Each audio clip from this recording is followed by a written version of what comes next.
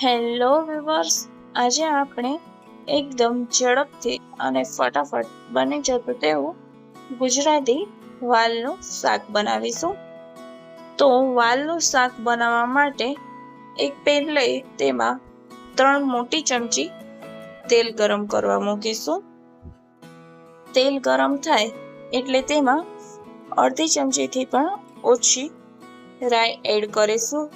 રાઈ તતડે એટલે તેમાં જીરું અને હિંગનો વઘાર કરી લેવાનો છે।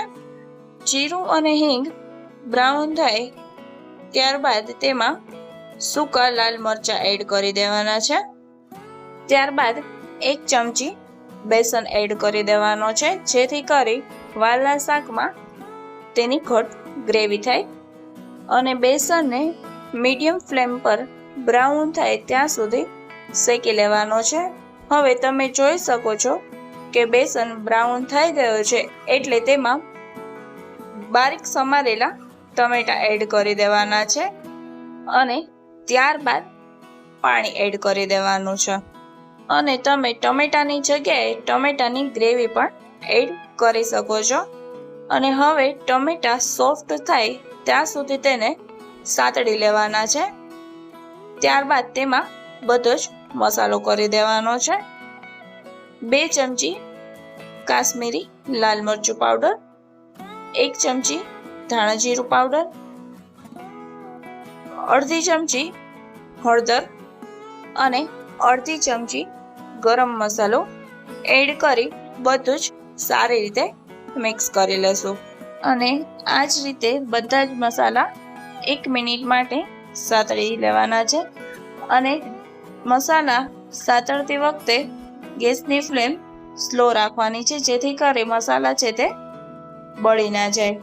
અને ત્યારબાદ અડધો ગ્લાસ જેટલું પાણી એડ કરી બધા જ મસાલાને 5 મિનિટ માટે ચડવા દેશું। અને ત્યારબાદ સ્વાદ અનુસાર મીઠું, ખટાશ માટે મેં અહીં લીંબુ એડ કરેલું છે।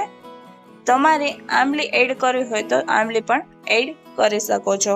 તમે ગોળ પણ ખાતા હોય તો તમે ગોળ કે ખાંડ એડ કરી શકો છો। ત્યારબાદ તેલ છૂટું પડતું દેખાય એટલે તેમાં બાફેલા વાલ એડ કરી દેવાના છે।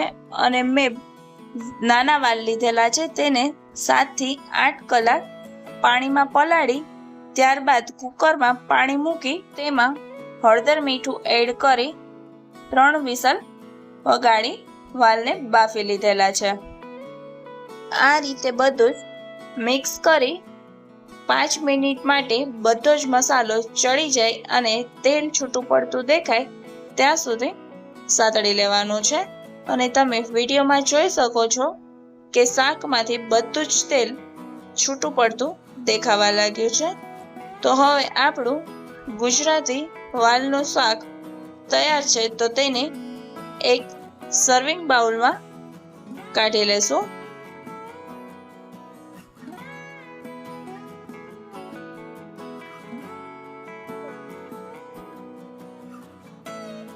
અને તેને કોથમીરથી ગાર્નિશ કરી સર્વ કરીશું।